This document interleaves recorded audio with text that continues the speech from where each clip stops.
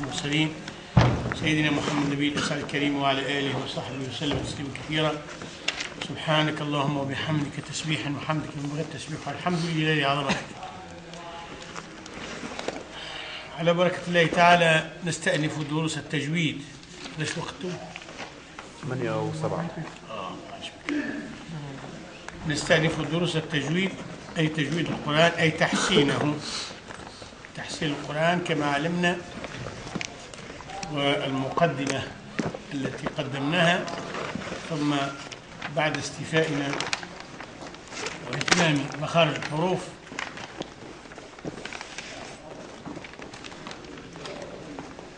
نأتي اليوم إلى باب الصفات. نستأنف اليوم باب الصفات. قلنا وأن الصفات حصرها الأوائل أي علماء القراءات في 17 صفة، 17 صفة، وهي مقسمة على 3 أقسام. القسم الأول 5 لها أضداد 5، والقسم الثاني هي الأضداد، ثم القسم الثالث هي 7 صفات لا أضداد لها. وبدأنا في مقدمة هذا الباب، باب الصفات،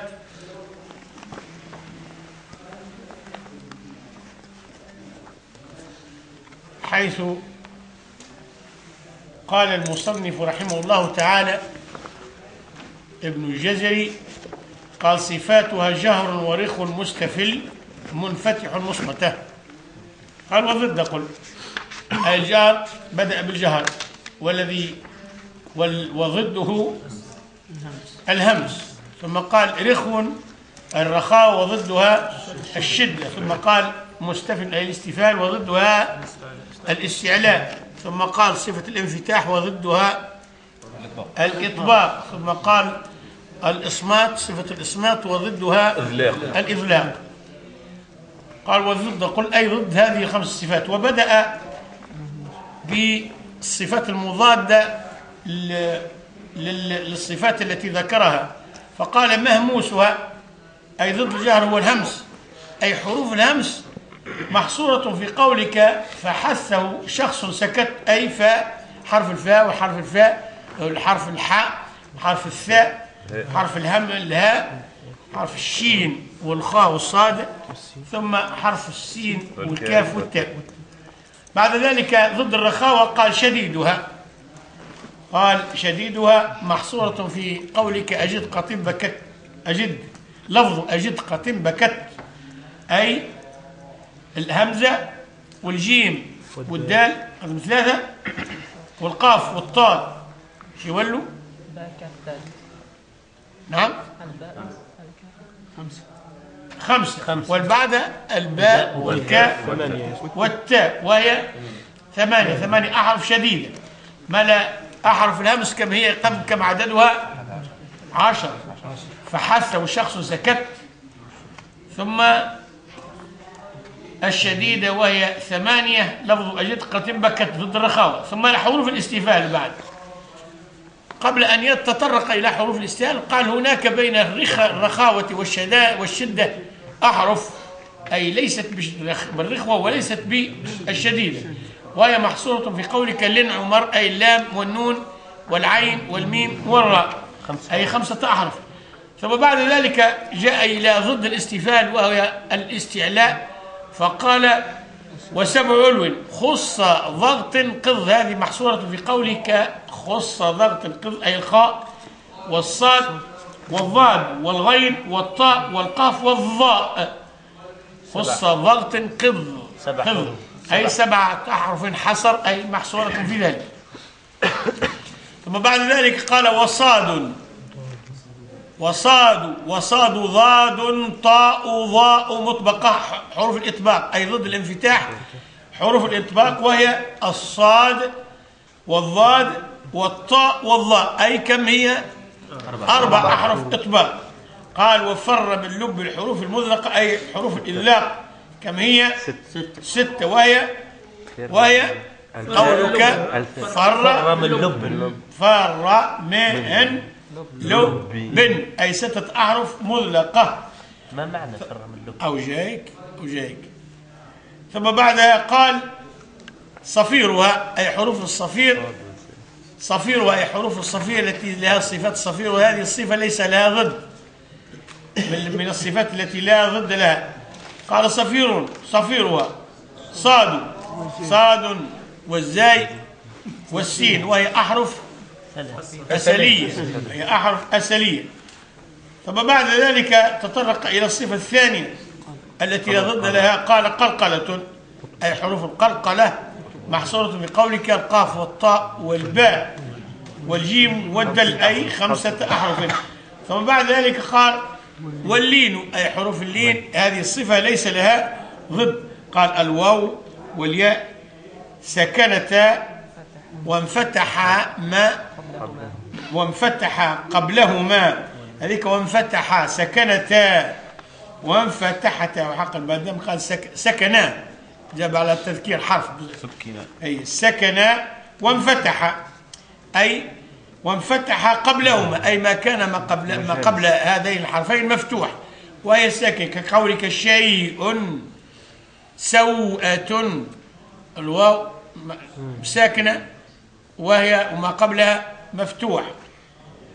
قلنا هذان الحرفان هما حرفان يتصفان بصفة اللين قبلهم. قال والانحراف أي أن الحرف ينحرف قليلا، يدخل قليلا، ينحرف إلى ظهر الحنك الأعلى وهو الراء عن اللام، أو اللام ينحرف قليلا عن الراء. قال والانحراف، وهي صفة الانحراف صفة من الصفات، صحح في اللام، أي في اللام، أي أنها تنحرف عن حرف الراء. قال والراء بتكرير، وصفة التكرير هي لا ضد لها، أي بتكرير جعل، صفة التكرير أي أنها تكرر، لكن لابد من ضبطها وضبط اللسان حتى لا يرتعد، إذا ارتعد اللسان تكرر حرف الراء، تكرير جعل. قال وللتفشي، هذه صفة التفشي هي في حرف واحد، وهي تفشي، يتفشى فيها الهواء في ش. ثم قال ضاد الاستطال أي صفة الاستطالة، وهي الصفة الأخيرة من الصفات التي ليس لها ضد، التي يتصف بحرف ضاد لطول مخرجه، أي من أقصى اللسان إلى أدنى الحافة. هذا بعجالة. نأتي الآن إلى الشرح بالتفصيل، نفصله، هذا ما سنذكره فيما أنت تريد التعرض إليه. نرجع تو ناخذ الكتاب بتاعنا. وين كتاب فوائد المفهم؟ وين هو؟ وين الكتاب بتاع الفوائد المفهم؟ فماش يا اخي، ما خذيتوش؟ مش موجود في المكان. لا موجود، لو جماعة طبعوه. لا موجود تبع جديد بتاعنا. وين؟ يا ايش ما خذيتوش؟ زركي جاي مضبوط برا 1500 نسخة جديدة. نسخة جديدة يا ربي تاخذوها. هاي كيف هذه؟ وين موجودة؟ في الدومين. هو بيدو اللي كان يعمل في يضمه معنا. ما لا ناخذ نبدو نكتبه تو من هنا، تو نبدو نكتب فيها في الاثناء، تو نشرح مش تعرضوا عليها.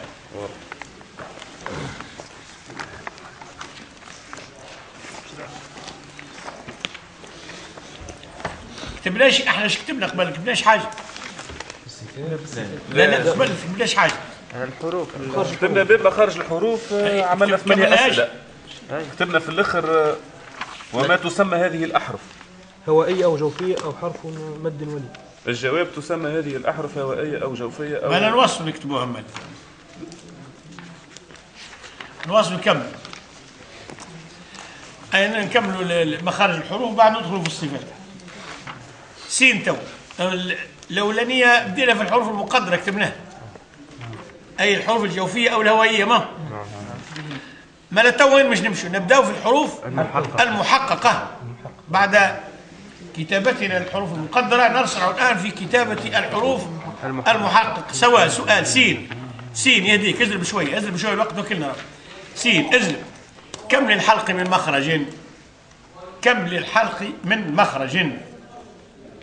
اضرب شوية. كم للحلق من مخرج. اضرب شوية. اضرب شوية. كم للحلق من مخرج. سؤال. للحلق 3 مخارج، وهي الحلق، وهي الأقصى والوسط والأدنى. عاود لي. الأقصى والوسط والأدنى. لا كمل الجواب بالله، أقرأ الجواب كامل. للحلق 3 مخارج وهي الأقصى والوسط والأدنى. سؤال توا. ما هي الحروف المنسوبة لهذه المخارج؟ ما هي الحروف المنسوبة إلى لهذه المخارج؟ ما هي الحروف المنسوبة لهذه المخارج؟ جيم تو. الحروف المنسوبة لهذه المخارج هي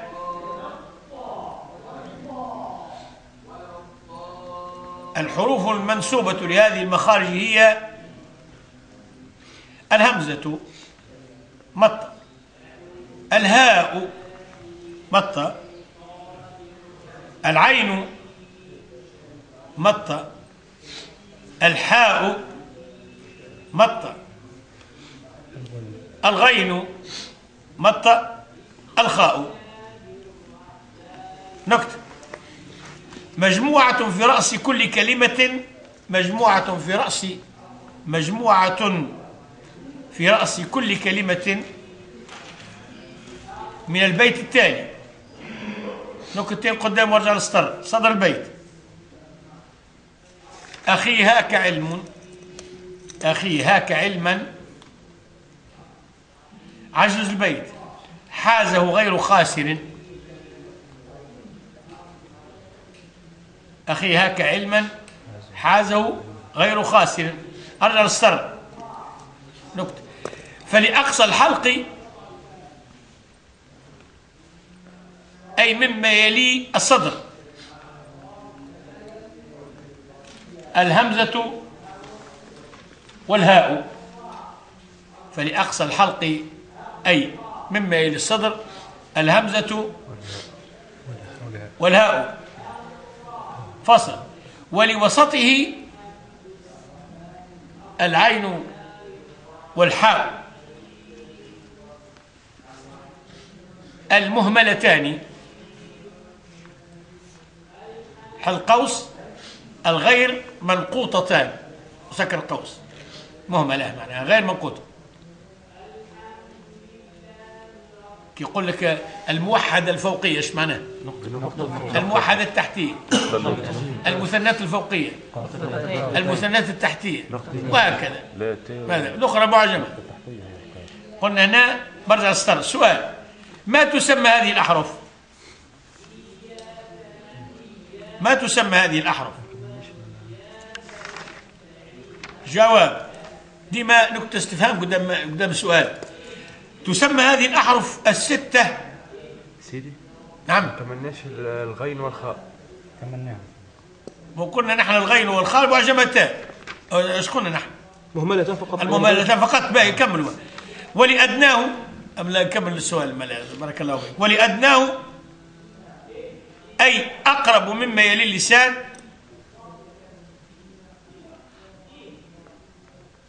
أي أقرب مما يلي اللسان. أي أوله العين الغين والخاء المعجمتان. الأخرين مهملتان. وهذا معجمتان بين قوسين المنقوطتان، والأخر الغير المنقوطتان. سكر القوس. نرجع تو. ولأدناه أي أقرب مما يلي اللسان. ولأدناه أي أقرب مما يلي اللسان، وهو أول الحلق، وهو أوله. كتبت؟ أيوه. الغين والخاء ما كتبناها. نرجع للسطر. ما تسمى هذه الأحرف الست؟ جيم. تسمى هذه الأحرف الستة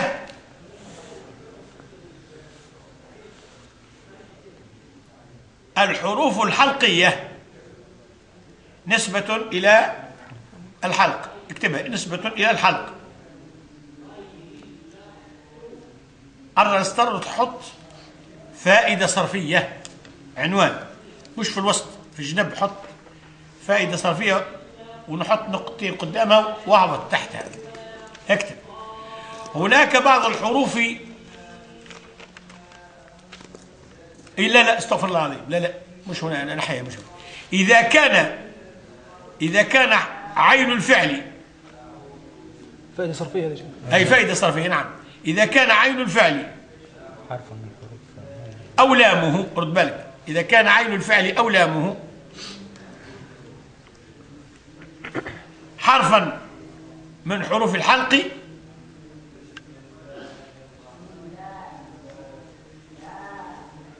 تفتح عين مضارعه، تفتح عين مضارعه. الرجستر ملاحظة نكتين وتحتها يعني عنوان ثاني. ملاحظة هناك بعض الحروف انفردت بها العربية، هناك بعض الحروف انفردت بها العربية دون غيرها من سائر اللغات. ديما رجع لي الملك، نعطيك ملة ارجع حالي باش نسمع نعرف كتبت ولا مازلت. هناك بعض الحروف انفردت بها العربية دون غيرها من سائر اللغات، وهي نكتين: الضاء مطة، الحاء مطة، الحاء مطة قلنا بعدها مطة، العين مطة، الضاد نكتة مطة، استغفر الله، مطة، القاف، القاف،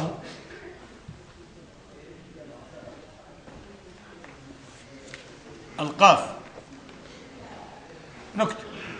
ثم نجد الهمزة في العربية تعمر كامل أجزاء الكلمة. ثم نجد الهمزة في العربية تعمر كامل أجزاء الكلمة، فتكون في أولها وفي وسطها وفي آخرها. فتكون في أولها وفي وسطها وفي آخرها فصل. بينما في غير العربية لا توجد إلا في أول الكلمة. تقول أكل، فين جت الهمزة؟ تقول سأل، وفي تقول قرأ. بينما تجي في الكلمات أخرى تقول علي ولا أني، صح. كي تدخل وسط كلمة تلقاهاش، ما ولا الطاء لابد عليها كلمة باش تركب عليها باش. أما العربية الهمزة تلقاها في الوسط، في الأول، في الوسط، في الآخر. الوحيدة اللغة اللي تمتاز أن الكلمة تكون في وسط الكلمة، في أول الكلمة، في آخر الكلمة. بعد نرجع عندكم في لغتكم الكلمة ما تجيش في الوسط هكا، هما لا لغة يعرف. قلنا بعد ايش كتبنا توا؟ بينما في غير العربية لا توجد إلا في أول الكلمة. نكتب: وزاد العرب في لهجاتهم، وزاد العرب في لهجاتهم بعض الحروف سموها بين قوسين المشربة.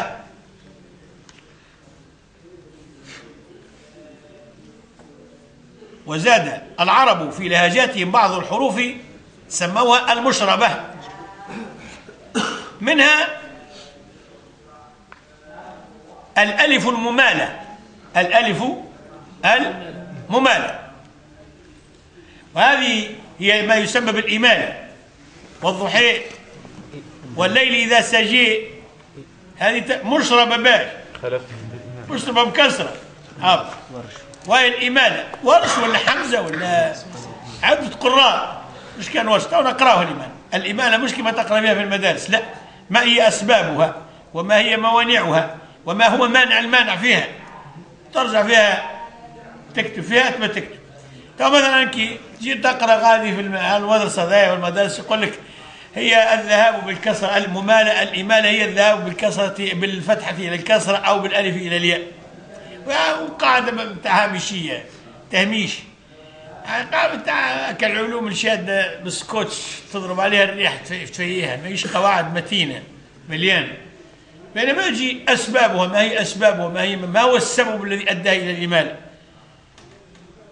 ولازم هنا قواعد صرفية، لازم الإنسان يكون عنده قواعد في الصرف باش يعرف ما معنى الإبدال والإعلال الساعة قبل شوية حرف العلة وتبدل وكيف تبدل من ألف إلى ياء. تو علاش مثلا نجي نلقاو عاصم يقرأ عنده إمالة واحدة وفي القرآن الكل هي مجريها أو مجريها، مجريها بالميم بالضم الميم ولا بفتح الميم؟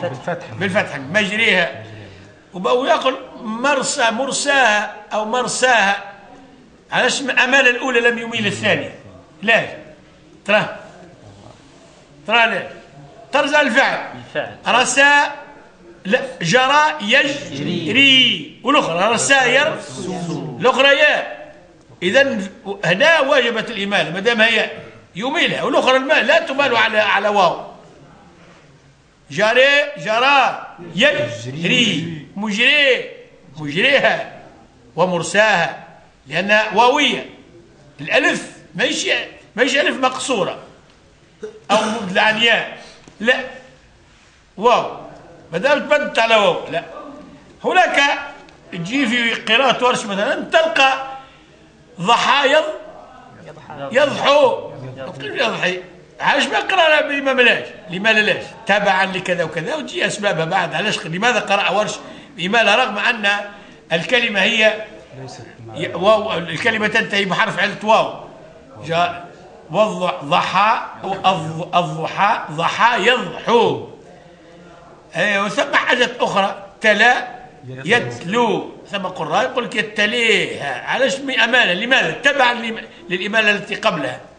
هذه ما يسمى بالمشربة، أي مشربة بالكسر من بين الإمالة. وثم تو جاي باش نقرأ أسبابها كبيرة، حاجات كبيرة. مشنو أعطينا توا ناخذ القواعد الكبرى، القواعد العامة، وبعد نعرفوا هذا علاش خرج وهذا علاش تفرع. شيخ حتى كلمة عصا. نعم. حتى كلمة عصا.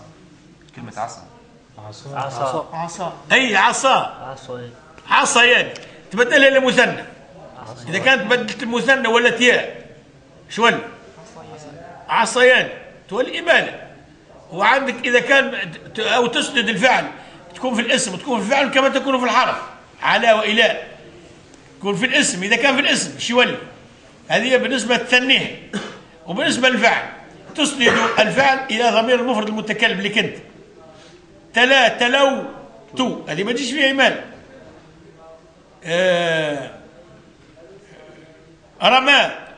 رمي تو تسند الفعل اللي كنت تولي هوني ولا تياء. رمي تولي إمالة. ثم رمي كبرى ورمي صغرى، أي بين الاسم عصا. نعم عصا مش فعل اسم. ما العصا ايه عصيان للمثنى. لا عصا. عصا العصا اي عصا ثاني. هي اصلها واوي لما تنسبت تقعد واو. لا واو لا. اذا كان العصا الاخرى عصا الالف ممدوده لا ما تجيش الا اذا كانت الف مقصوره تبدل عن الياء. توجهها الكل.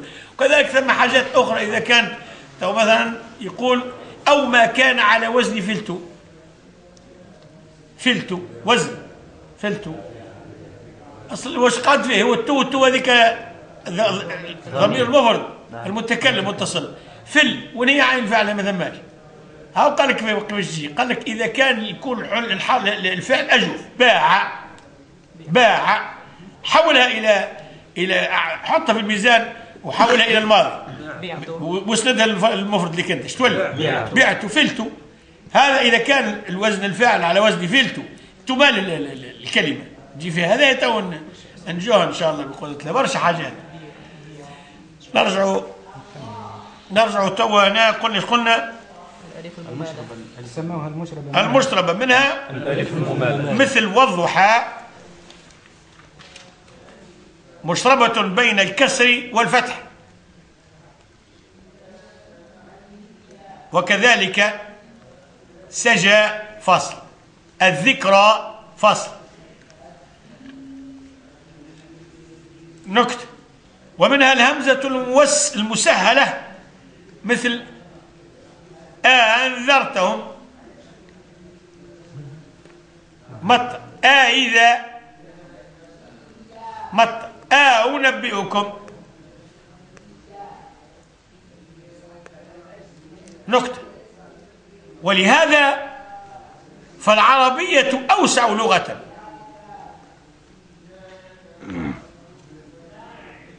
ولهذا فالعربية أوسع لغة يمكن للبشرية جمعا استعمالها والتعبير بها عن مقاصدهم. فالعربية أوسع لغة يمكن للبشرية جمعا استعمالها والتعبير بها عن مقاصدهم. فإذا ما وجدنا في عصرنا هذا عجزا عن التغيير عن التعبير، فإذا ما وجدنا في عصرنا هذا عجزا عن التعبير،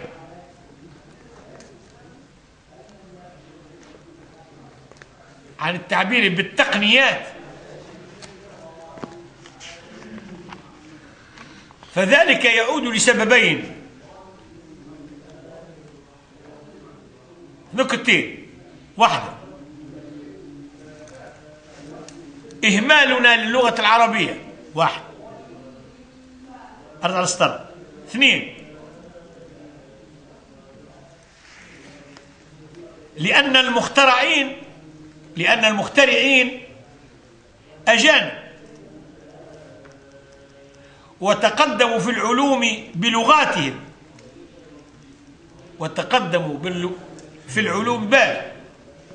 بلغاتهم بعد أن ترجموها من العربية،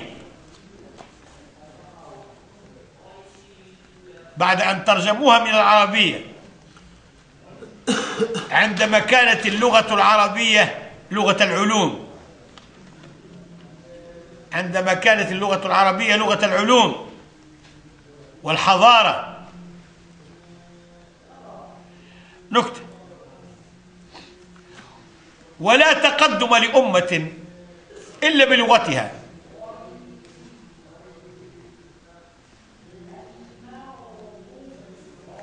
فصل. ورغم ذلك فالمجمع العربي عندما كان في أوج عطائه كان يبرز لنا كل سنة قائمة لا بأس بها من أسماء المخترعات، وكلها بالعربية الصرفة. نكتة. نسأل الله سبحانه وتعالى أن يفتح بصيرتنا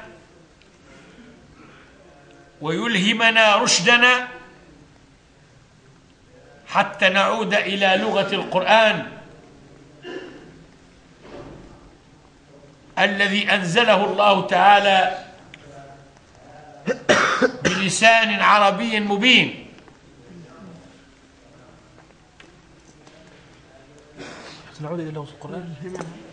حتى نعود إلى لغة القرآن. ايش كتبنا بعدها؟ نشوف شكون زرب وكتب. الذي أنزله الله تعالى بلسان عربي مبين. أرجع ستارته وبعد عليه شوي سؤال تو. كم عدد حروف اللسان؟ وبعد الحلق كملنا خرجنا شوية استطراد، بعد ورجعنا كم عدد حروف اللسان؟ وكم عدد مخارجها؟ وما هي مواضع المخارج؟ نكتة استفهام. جيم تو. حروف اللسان كم هي قداش؟ 18 حرف. بارك الله فيك. نرجع للسؤال. حروف اللسان 18 حرفا، ولها 10 مخارج، ولها 10 مخارج ل4 مواضع نفصلها على النحو التالي.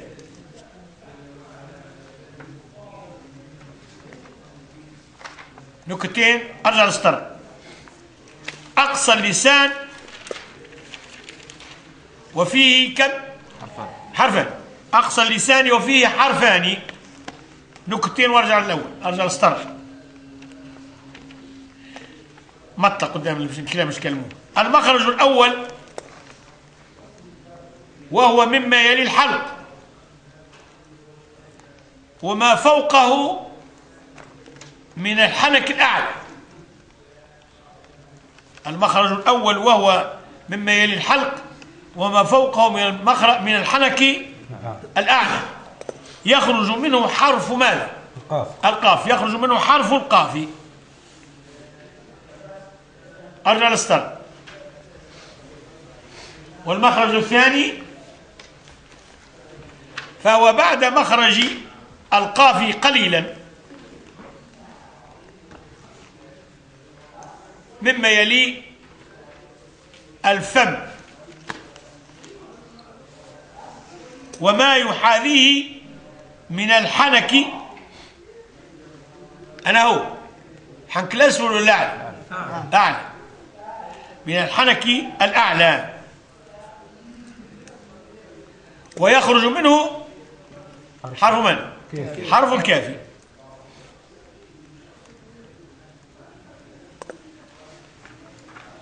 الرستر. ويسمى هذان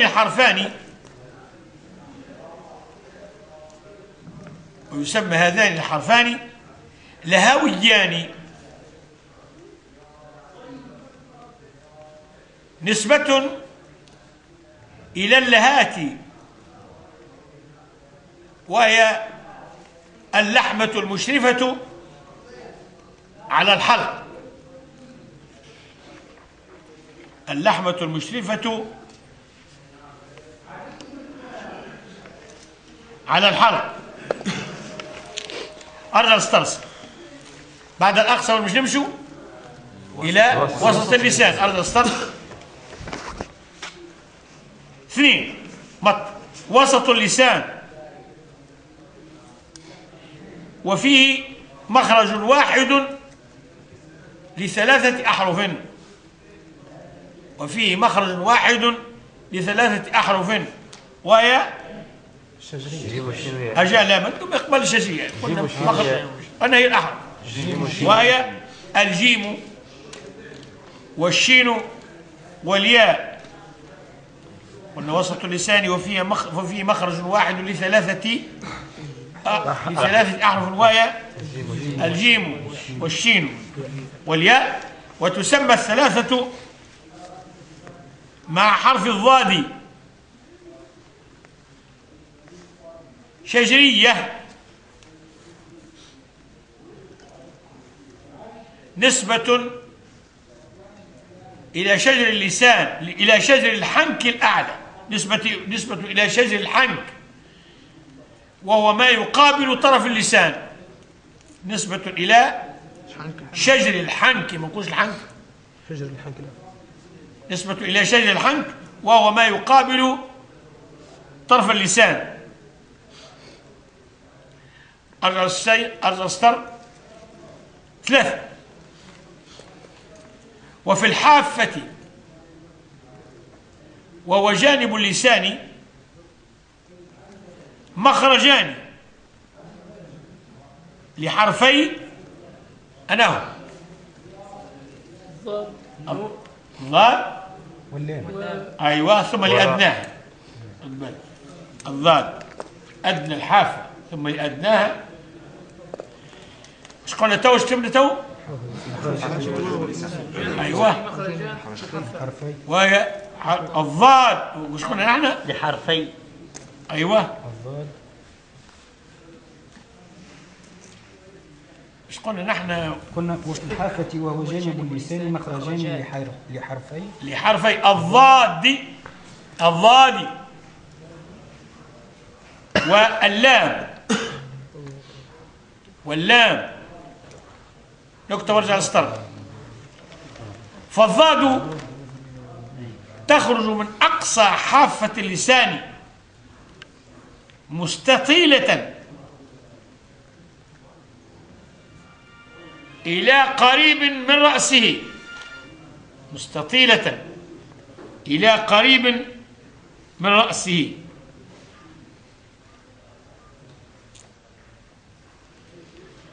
مستطيلة إلى قريب من رأسه، مما يلي الأضراس،